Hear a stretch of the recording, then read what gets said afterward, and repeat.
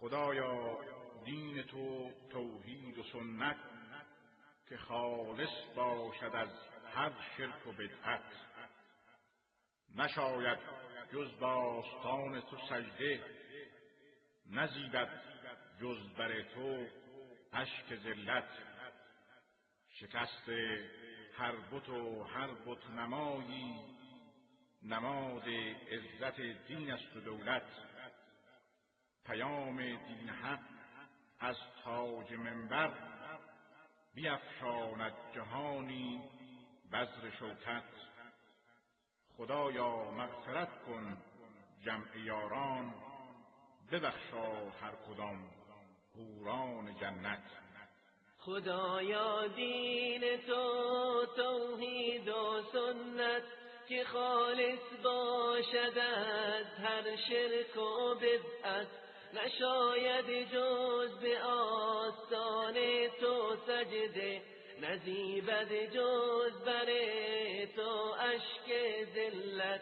پیام دین حق از تاج منبر، بیفشاند جهانی بذر شوکت. شکست هر بت و هر بت نمایی، نماد عزت دین است و دولت.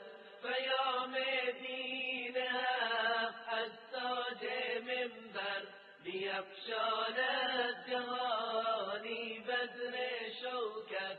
خدایا مغفرت کن جمع یاران، ببخشا هر کدام حوران جنت. پیام دین حق از تاج منبر، بیفشاند جهانی بذر شوکت.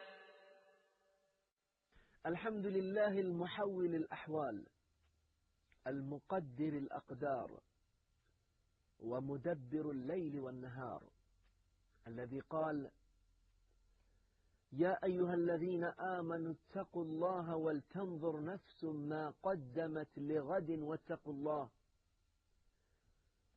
إن الله خبير بما تعملون. وأصلي وأسلم على المصطفى المختار وعلى آله وصحبه الأبرار. اما بعد، بینندگان عزیز و محترم، السلام علیکم و رحمت الله و برکاته. الله متعال یکایک ما رو به تقوا و پرهیزگاری دعوت میکنه و میفرماید که ای کسانی که ایمان آورده اید، تقوای الله را پیشه کنید و هر یک از شما بنگرد که برای فردای خود چه فرستاده است، برای فردای خود چه پیش فرستاده است، یعنی برای روز قیامت. و دوباره تأکید می کند و اتقوا الله، و تقوای الله را پیشه کنید.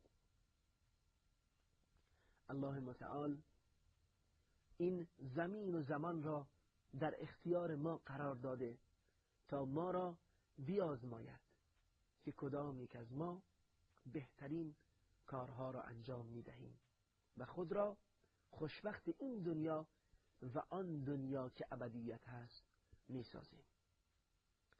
و این ظرف زمان و مکان جولانگاه ما و ابتلا و آزمایش ماست.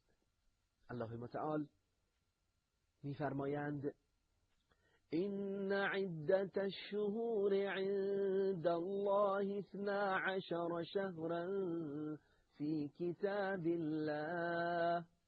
به درستی که تعداد ماه‌ها نزد الله و در کتاب الله 12 ماه است. تعداد ماه‌های سال قمری 12 ماه است که 4 ماه از آن ماه‌ها که در ادامه این آیات مبارکه آیه 36 سوره توبه الله متعال این مسئله رو هم ذکر می کنند که از روزی که آسمان و زمین خلق شده این ماه‌ها 12 ماه است و 4 ماه از این ماه‌ها ماه حرام نامیده می شود که این ماه‌ها یعنی ماه‌های حرام به ترتیب ذوالقعده، ذوالحجه و ماه محرم هستش. ماه ذوالقعده و ذوالحجه و محرم که هر سه پشت سر هم هستند و ماه رجب که جدا از این ماه هست. این 4 ماه نیز ماه حرام نامیده می شوند. رسول الله صلی الله علیه و آله و سلم در حدیثی این ماه ها را ذکر می کنند. ماه های حرام را برای یاران با وفایش شرح می دهد. سپس از آنها می پرسد که ما در چه ماهی قرار داریم؟ صحابه خیال می کنند که رسول الله می خواهد در حال شاید نام این ماه را تغییر دهد و همان گونه که ادب همیشگیشان بود میگویند الله و رسولش بهتر میدانند و رسول الله در جواب آنها میگوید که ماه محرم هست و رسول الله در جواب آنها میگوید آیا ماه ذوالحجه نیست؟ سپس رسول الله صلی الله علیه و آله و سلم ادامه میدهد که ما در چه روزی قرار داریم و باز هم صحابه میگویند که الله و رسولش بهتر میدانند و رسول الله میپرسند که آیا روز نحر نیست، یعنی روز قربانی؟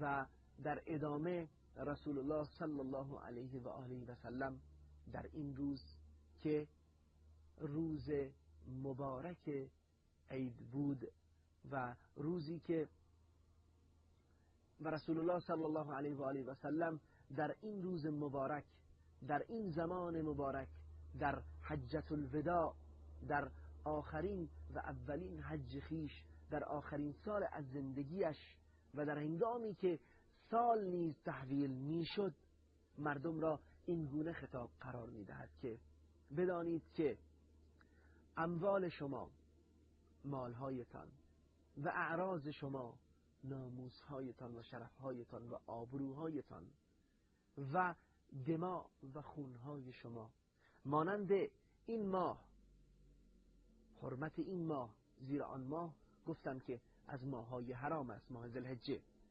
و این روز، حرمت و عظمت این روز مبارک و حرمت و عظمت این مکان در سرزمین حج، در سرزمین مبارک مشاعر حج.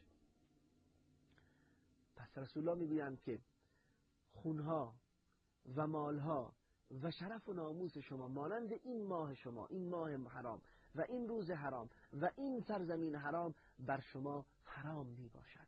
یعنی حق تعدی و تجاوز بر اموال و شرف و ناموس و آبرو و جانهای یکدیگر را ندارید.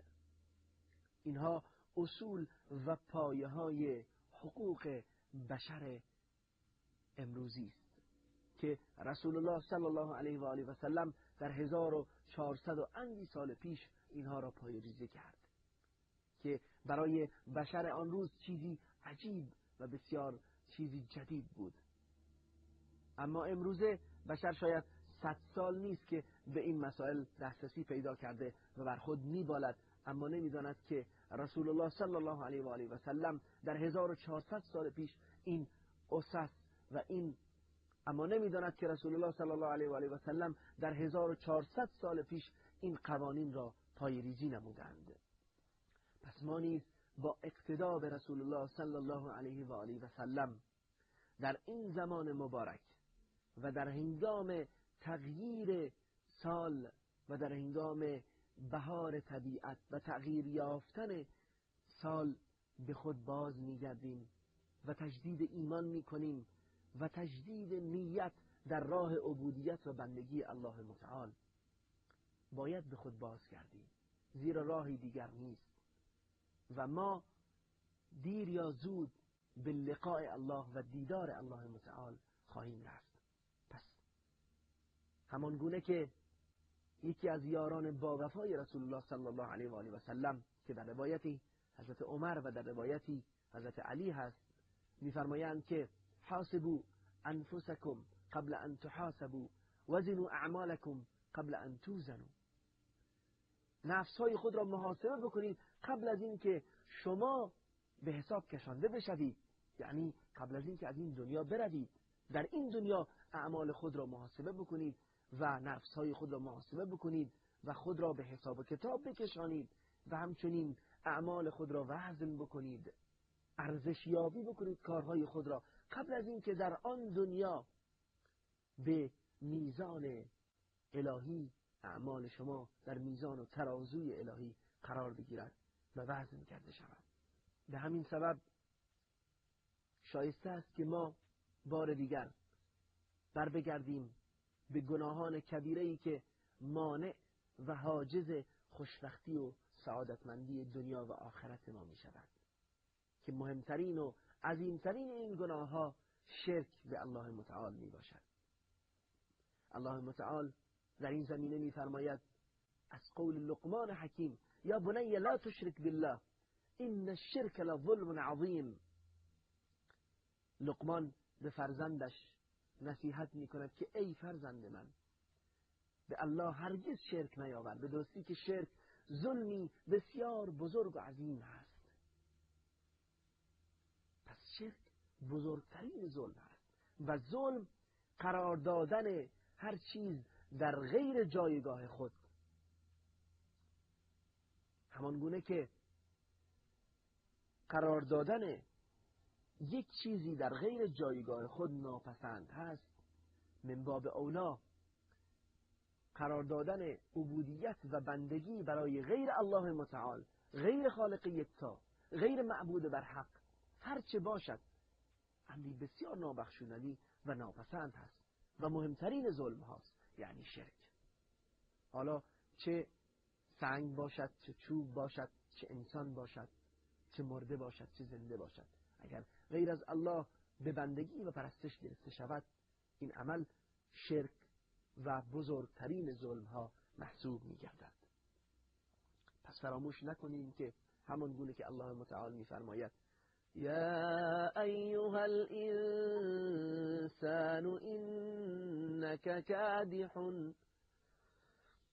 پس فراموش نکنیم همان گونه که الله متعال می فرماید: یا ایها الانسان انک کادح الى ربک کدحا فملاقیه. ای انسان، به درستی که تو به سختی به سوی پروردگارت در حال رفتن هستی و او را ملاقات خواهی کرد. پس خود را برای این ملاقات سخت و سنگین آماده بکنید. این ملاقات عظیم، این ملاقاتی که در تصور ما هرگز نمی گنجد، این ملاقاتی که از هول و هراس آن